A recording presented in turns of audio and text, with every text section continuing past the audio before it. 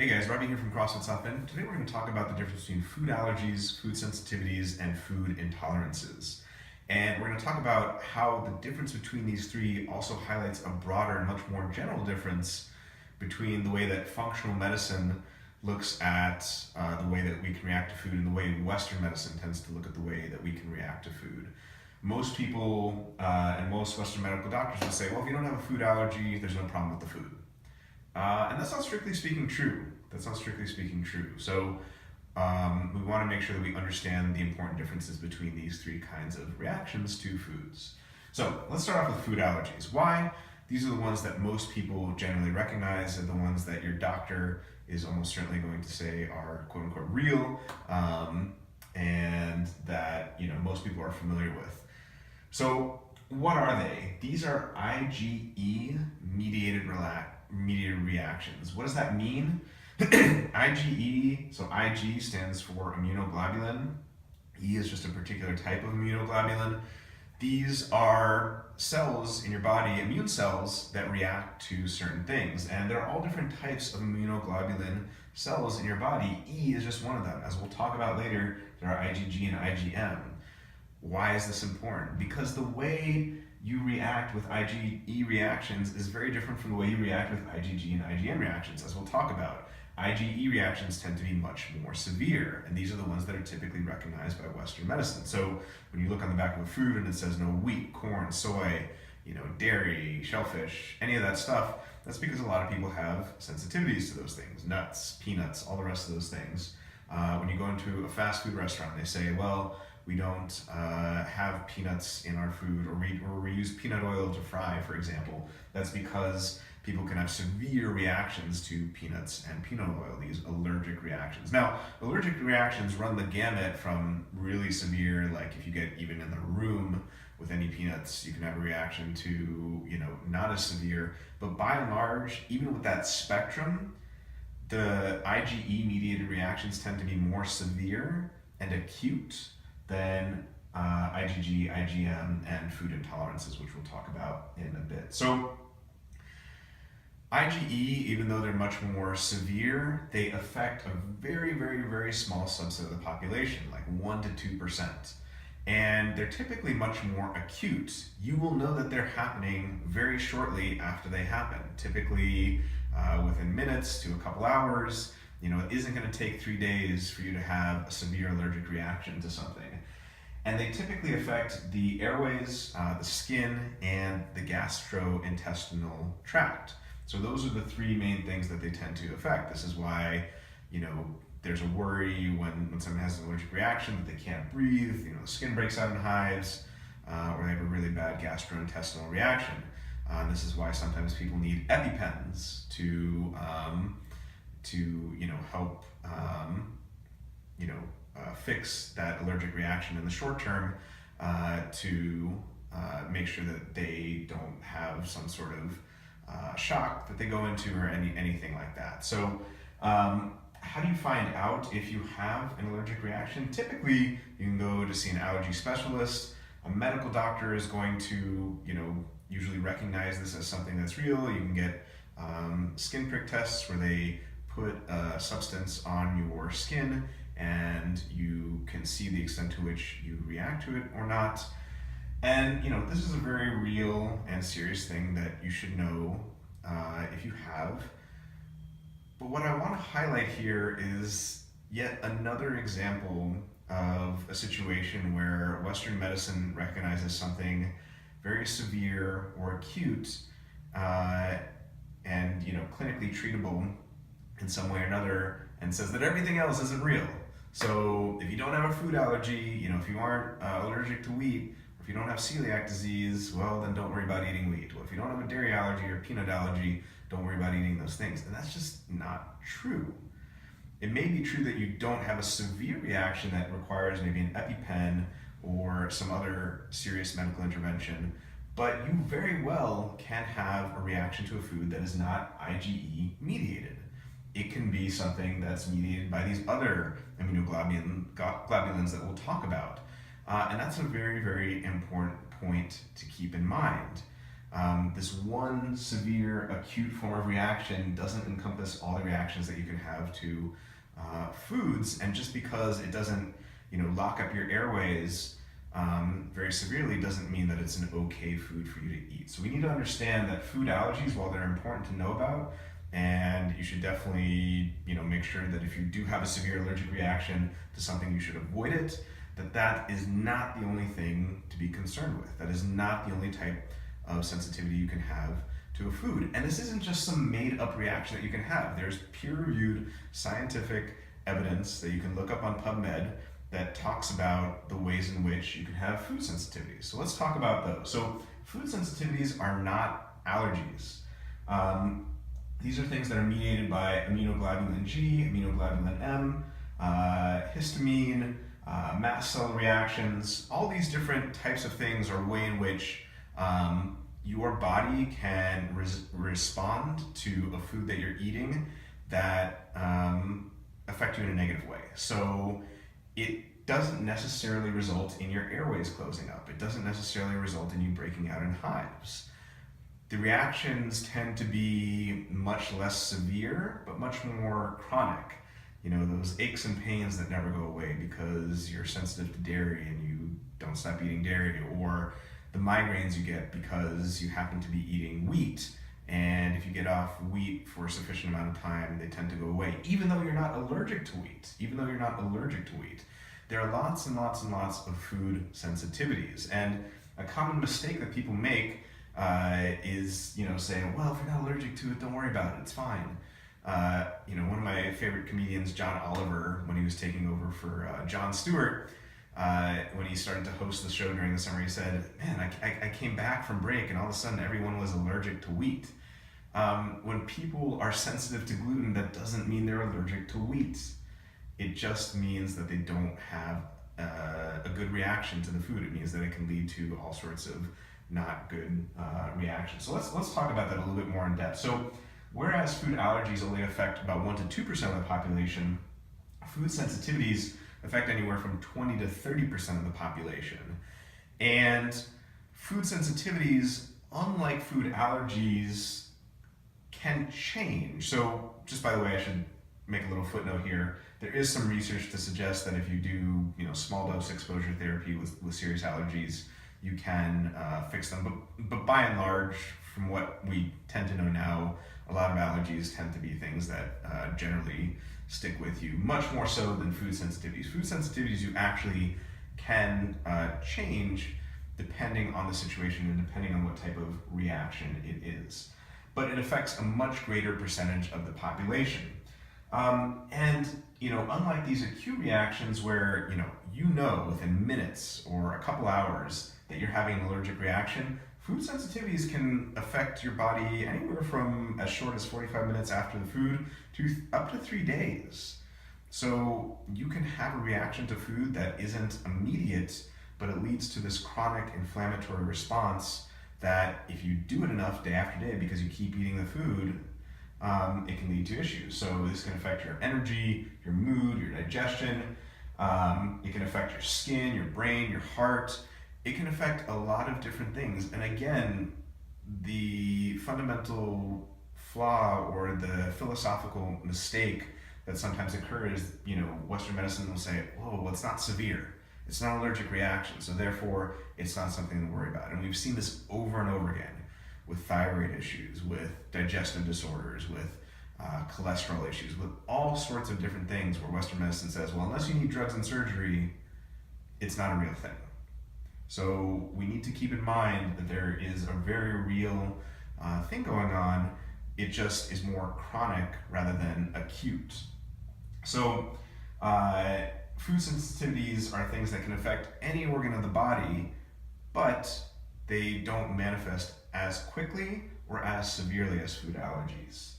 Now, with allergies, the way you find out is typically a medical doctor or an allergist. How do you find out where you might be sensitive to particular foods? So there are two different ways to go with this. And part of the reason, to be charitable to the other side, to be charitable to medical doctors, there is a lot of quackery on the food sensitivity side. There really is. There's a lot of stuff out there that just,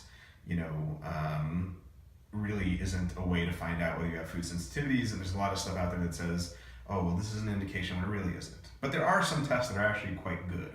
So there are two different ways to find out if you have a food sensitivity, and they both have their pros and cons, right? So number one, that actually doctors, gastrointestinal doctors in particular, use a lot is something called an elimination diet. This is something like the Whole30, which we've talked about before, where you remove grains, dairy, legumes, vegetable oils, sugar, alcohol for 30 days, and then reintroduce certain things one by one and see if you have a reaction to them. Benefits of that, pretty cheap. Doesn't involve too much work. Don't have to draw any blood or anything like that. Negatives, you have to eliminate all the potentially offending foods for 30 days and then reintroduce them one by one. The other negative, I mean, that first negative isn't so bad. The second negative, which is a little bit rougher, is just because you don't have symptoms or you don't have noticeable symptoms does not mean that you are not sensitive to that food. So in other words, you could be symptom-free when you reintroduce a food, but that doesn't mean that you are not sensitive to it. It could be, it's likely that you're not sensitive to it, but it isn't a guarantee. So this is a nice way to try to attack the problem, but it isn't foolproof by any means. A food sensitivity test is a lot more, it's a lot quicker when it comes to figuring out what the food sensitivities are. Now, there are two main ones here that we recommend as the best ones to run, that really are not based on quackery, that actually can tell you quite a bit about whether you're sensitive to a food. Number one is an IgG fingerstick test. This is a test to see if you're producing immunoglobulin G in response to eating certain foods. Okay, who is this appropriate for? Generally, this is better for kids because it doesn't involve a full-on blood draw. It's just a finger prick, like a diabetes blood sugar test. It's fairly simple to do. So that's some of the pros of that. The cons, it depends on whether you view this as a con or a pro. You may view it as a pro.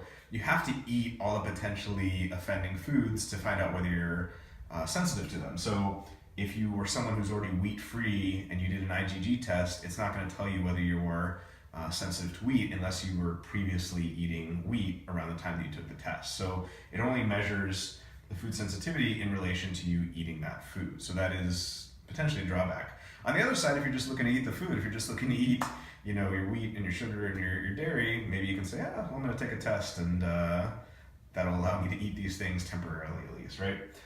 Another way to do it is something called the mediator release test by Oxford Biomedical, and this is our preferred way of running a food sensitivity test. This test not only tests for IgG reactions and all their subfractions, but mast cell reactions, IgM, basically any sort of reaction, adverse immune reaction that your body could have in the presence of a particular food, this test tests for. You don't need to be eating the food at the time. So those are the pros. It tests for a lot more in the way of inflammatory responses, not just IgG inflammatory responses, and you don't need to be eating the food at the time. The drawback is it's a full blood draw. So, if you have a child who you suspect has food sensitivities, this might be hard. It's about 4 vials of blood. So, and that's tough if you either don't like giving blood or going to get a blood test, or if it's a kid, that's a lot harder. So, so those are the quickest ways to find out what you're sensitive to. The other cons, of course, is that whereas an elimination diet doesn't tend to cost that much, these tend to cost anywhere between $200 and $300, so it costs a bit more up front, but you get a quicker answer about what you're sensitive to. So if you're interested, again, you always have to talk with your doctor. We can't diagnose, treat, prescribe, or anything like that. Chances are you're going to have to pay out of pocket for this because your doctor will say, well, it's not an allergy, so insurance won't cover it. But if you're interested in looking this up online, you would be looking for an IgG fingerstick test. Great Plains Laboratory is a great lab for this, and the Oxford Biomedical MRT test, the mediator released test. So those are the two tests there. Okay, so we've talked about food allergies, we've talked about food sensitivities. Now we're going to talk about food intolerances. You might be wondering, why are there so many words for these different things. It seems like, aren't these all just, again, the same thing? They're not. And they sound like the same thing, but they're actually not. They differ importantly in terms of how the reaction occurs and what you can be reactive to. So whereas food allergies and food sensitivities tend to involve the immune system, food intolerances tend not to involve the immune system. Typically, a food intolerance is a negative reaction to food due to lack of sufficient digestive enzymes. What's the most famous food intolerance that most of us know about? Lactose intolerance. Lactose intolerance, by and large, at least like the actual situation where your body's not digesting lactose, doesn't involve the release of any immune complexes to attack lactose. Typically what happens is that your body doesn't produce sufficient lactase, which is an enzyme to break down lactose, which is a disaccharide, a double sugar. So lactose intolerance is a good example of fructose intolerance. Sometimes people can have sugar intolerance. Basically, these just mean your body has a certain threshold at which it can tolerate something. If it can produce this much lactase and you eat this much lactose, you're going to have digestive upset, most likely because you can't digest that excess sugar, and it leads to excess fermentation in your gut, and you feel bloated, and you have digestive issues. That's the other thing, is that food intolerances, these last ones, tend to be primarily digestive. They can lead to other things, but they're primarily digestive. The interesting thing about food intolerances that you should know is that they can be primary or secondary. There are people who are legitimately lactose intolerant. In fact, the vast majority of the world tends to be lactose intolerant. They don't produce lactase past infancy to digest lactose. But a lot of people who are of European descent who should have lactase persistence say that they are lactose intolerant. Well, it's interesting there. It could be primary lactose intolerance where you don't produce enough lactase to digest lactose, but it could also be that you're eating a pro-inflammatory diet that's damaging the lining of your small intestine, which produces these enzymes like lactase, like sucrase, enzymes to digest both lactose and sugar more generally. And if you're not producing those things, it's not necessarily that you're purely lactose intolerant, it's that you're damaging your gut's ability to produce the enzymes necessary to digest these things. So it may manifest as if it's lactose intolerance, but it's not really lactose intolerance. Why is that important? Well, because not everyone wants to give up dairy for the rest of their life. So if you're eating a pro-inflammatory diet, grains, dairy, again, it depends on the type of dairy. We've talked about how there can be good types of dairy, processed food, sugar, soda, alcohol, the rest of these things, and you don't react well to dairy, well, that could be potentially the cause. Same thing with sugar. Another potential cause is that, humans have a certain ability to digest fructose on a regular basis, and the amount of fructose we consume from sodas and processed foods is up here these days, and that leads to that disconnect with the intolerance. So it's just important to remember that a food intolerance tends to be something where you're not producing enough of the digestive enzyme to break these things down, and that leads to excessive gas and bloating, but it typically does not involve the same sort of immune reactions that are present in these other cases. One other thing to mention here, a lot of people will say to me, I react really poorly to good quality cheese, but I guess that makes sense because I'm lactose intolerant. Interestingly enough, if you have very good quality cheese from Europe, it really should have very little, if any, lactose, because the bacteria that's used to make cheese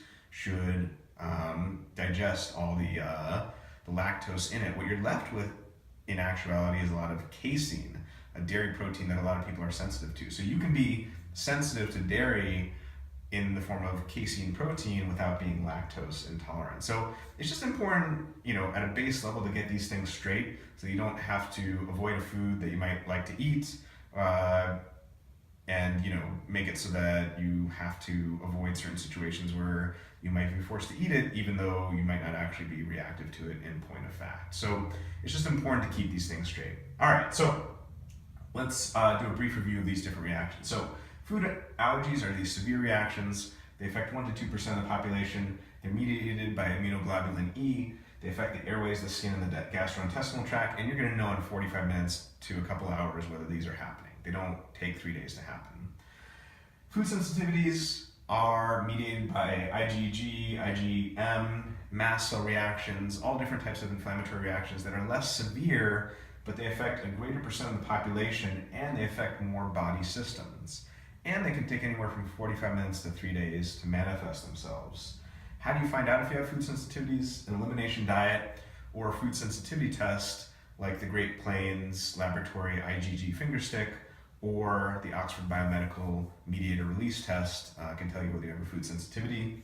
Food intolerances, they're negative reactions to food usually due to lack of digestive enzymes, lactose, fructose intolerance, things like that. They can be primary or secondary, and usually if these aren't due to some sort of purely genetic thing where you just don't produce lactase at all, they can be reversed if, for example, you have lactose intolerance due to eating a pro-inflammatory diet, where that means you can't produce enough lactase. So it's something that can change if that's the situation. All right, guys, thanks so much for tuning in. We'll see you next time.